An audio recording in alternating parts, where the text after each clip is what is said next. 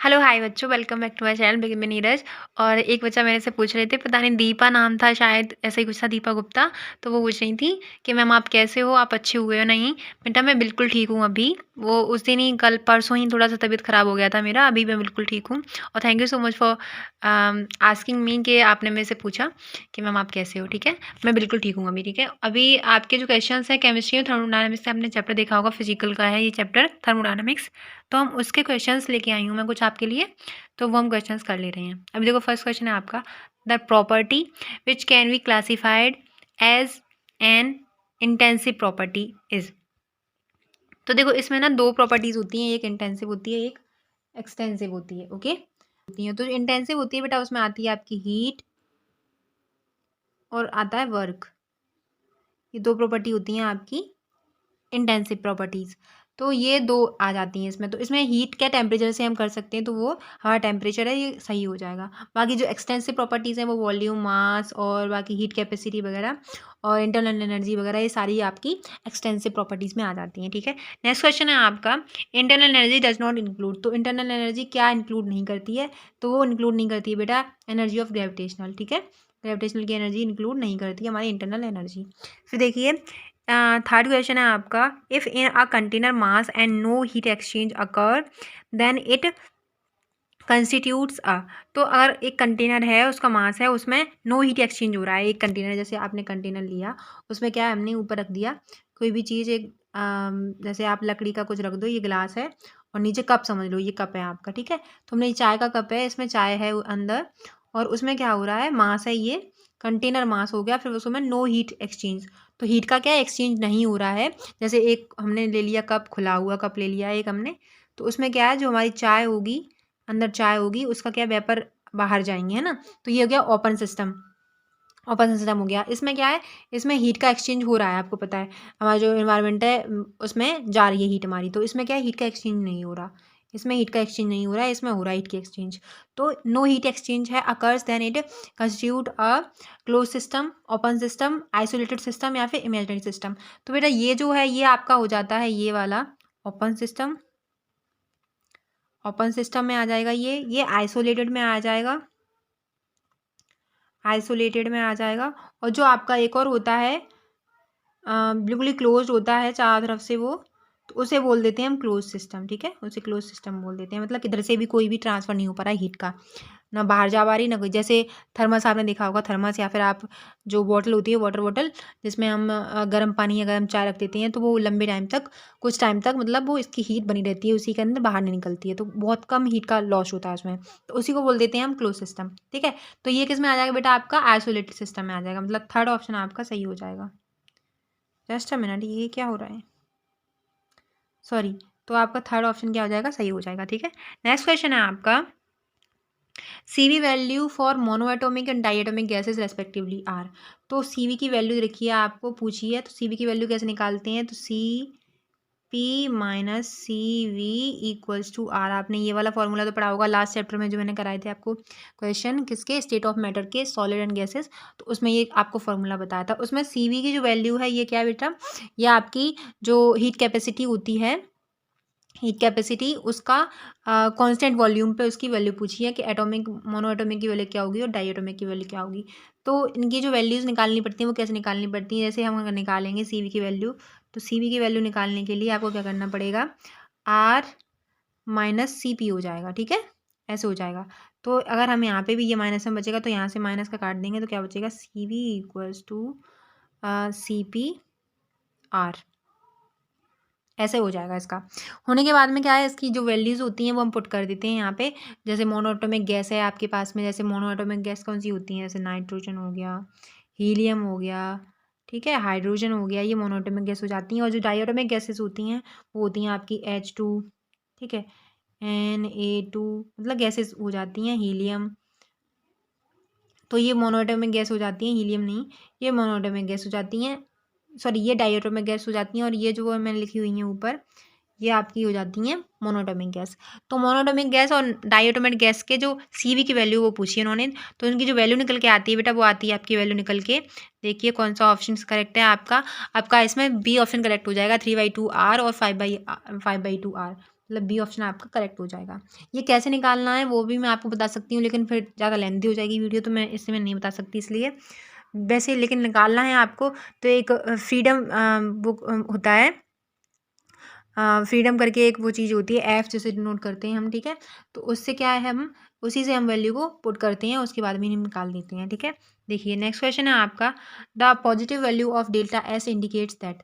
तो जो positive value होती है डेल्टा एस की, डेल्टा एस को क्या किससे बोलते हैं, एंट्रोपी बोलते हैं, एंथैल्पी बोलते हैं, एंट्रोपी या एंथैल्पी बताइए। एंथैल्पी हमारी होती है बेटा डेल्टा एच, ठीक है, और एंट्रोपी होती है डेल्टा एस, याद रखना, ठीक है। तो पूछ रहे हैं अगर पॉजिटिव वैल्यू आ रही है आपकी डेल्टा एस की, तो वो क्या इंडिकेट करती है, the system becomes less disordered, या फिर the system becomes more disordered, या फिर the system is in equilibrium position, या फिर the system tends to reach at equilibrium position. तो इसकी जो वैल्यू आती है बेटा वो होती है मोर डिसऑर्डर्ड। तो अगर पॉजिटिव वैल्यू आ रही है आपकी एंट्रोपी की, तो वो किसके लिए आ रही है, मोर डिसऑर्डर्ड है उसकी जो सिस्टम है वो, ठीक है। फिर 6 क्वेश्चन है आपका, एन ओपन सिस्टम, एक ओपन सिस्टम में क्या होता है।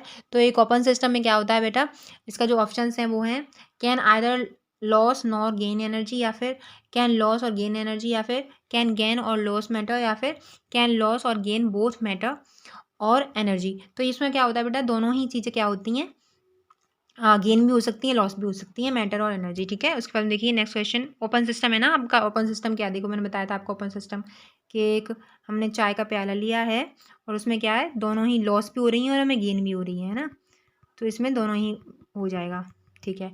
नेक्स्ट क्वेश्चन है आपका, a tightly closed desiccator in action is an example of. एक टाइटली क्लोज डेसिकेटर है, इस एग्जाम्पल क्या होगा, क्लोज सिस्टम होगा, ओपन सिस्टम होगा, आइसोलेटेड सिस्टम होगा, या फिर नन ऑफ दीज होगा। तो इसका जो आंसर हो जाएगा आपका, करेक्ट आंसर हो जाएगा आपका, तो मैंने आपको जैसे कि आगे जो आपका प्रीवियस क्वेश्चन था वो क्या था कि एक टाइटली क्लोज्ड है बिल्कुल, उसमें से ना ही हम बाहर निकाल सकते हैं गैस को, ना ही कुछ, जैसे कि मैंने आपको बताया था, जिसमें चाय की केतली में, चाय केतली नहीं बोल सकते, चाय की एक वाटर बोतल आती है, या फिर टी वाटर बोतल आती है, उसमें गर्म पानी रख दो आप, या फिर चाय रख दो, तो क्या है वो, इसका हीट लॉस नहीं हो पाता है बाहर, ठीक है।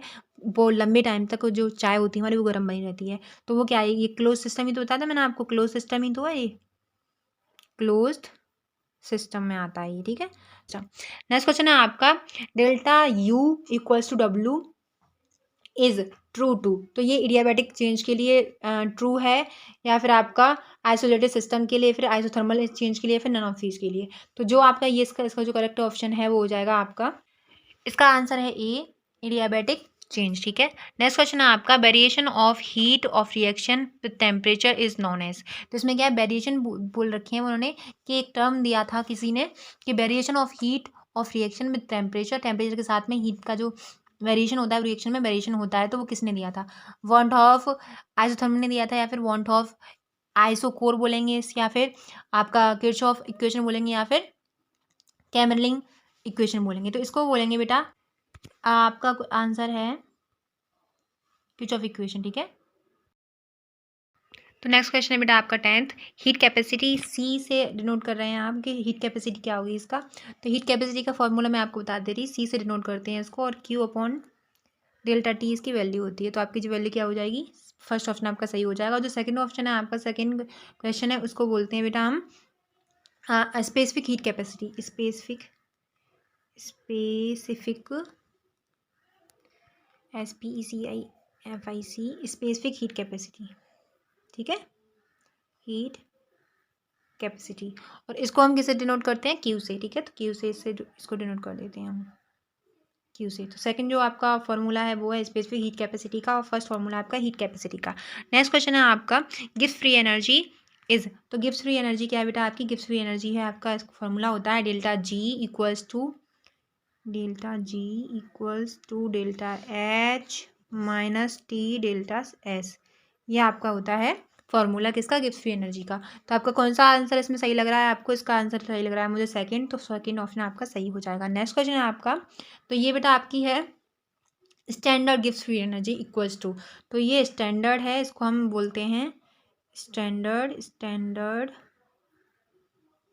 Gibbs free energy, Gibbs free energy, ठीक है, इसको बोलते हैं। तो ये इक्वल्स टू मतलब क्वेश्चन पूछ रहा है आपको फॉर्मूला क्या होगा इसका, तो इसका फॉर्मूला होता है बेटा -RT log इन के। ठीक है, तो आपका ये हो जाएगा log इन के आपकी वैल्यू हो जाएगी। फर्स्ट ऑप्शन आपका करेक्ट हो जाएगा। नेक्स्ट क्वेश्चन है आपका यहाँ ये क्वेश्चन है आपका, तो मैंने ये क्वेश्चन डाला था आपके लिए कि आपको जो गिब्स फ्री एनर्जी का मैंने आपको फार्मूला दिया था उसके बेस्ड क्वेश्चन है यहाँ, तो ऐसे भी कर सकते हो। फार्मूला बेस्ड क्वेश्चन है, बिल्कुल भी कोई भी इसमें ज़्यादा वो नहीं है। तो देखिए बोल रहा है वो for a certain process delta H की वैल्यू आपके पास में इतनी है, डेल्टा एस की वैल्यू इतनी है आपके पास में। ठीक है, what is minimum temperature at which the process will be spontaneous. जहाँ पे भी स्पॉन्टेनियस अगर बोल रहा है वो, तो आपकी जो डेल्टा जी की वैल्यू होगी बेटा वो 0 हो जाएगी। ठीक है, स्पॉन्टेनियस बोल रहा है, इक्विलिब्रियम बोल रहा है, तो आपकी जो डेल्टा जी की वैल्यू है वो 0 हो जाएगी। अभी क्या है हमें पुट करना है अपने फार्मूले में, तो फार्मूला क्या है आपका डेल्टा जी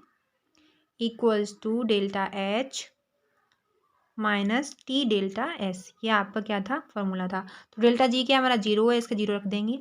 बचा क्या delta H minus T delta S. अभी पूछा क्या उन्होंने, टेम्परेचर पूछा है, मिनिमम टेम्परेचर पूछा है उन्होंने कि टेम्परेचर क्या होगा, तो मैंने क्वेश्चन नंबर यहाँ पे लगा दिया है।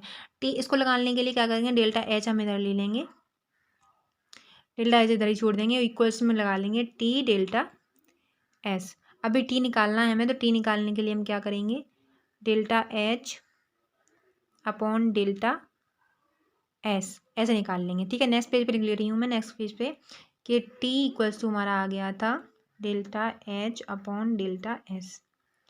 अभी यहाँ पे आपको क्या वैल्यू पुट करनी है, आपका आंसर आ जाएगा। तो वैल्यू पुट करेंगे तो आप कितना है, डेल्टा एच है 280 किलो जूल, तो ऐसे ही रहने दो।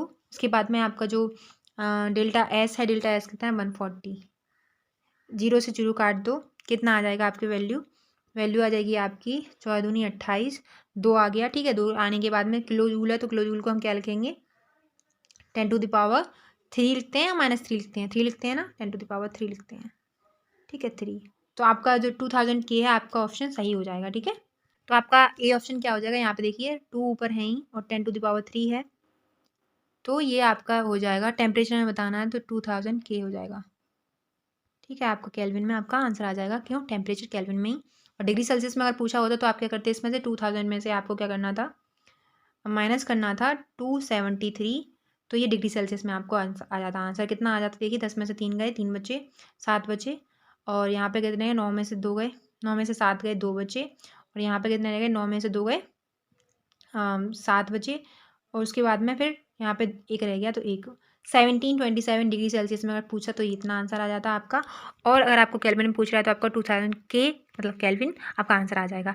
और मैंने आपको बताया था 280 के दे रखा था, मतलब किलो जूल दे रखा था, तो इसको चेंज करने के लिए आपको क्या करना पड़ेगा बेटा, 280 इंटू 10⁻³ किलो कैलोरी में आपको सीधे जूल आ जाएगा आपका। ठीक है, तो इसलिए मैंने आपको 280 10⁻³ किलो जूल को जूल में डायरेक्ट वो कर लिया था, कन्वर्ट कर लिया था। तो आपका जो आंसर है वो कौन सा हो जाएगा, आपका फर्स्ट ऑप्शन आपका सही हो जाएगा। नेक्स्ट क्वेश्चन है आपका, for a reversible reaction at temperature T which of the following is correct.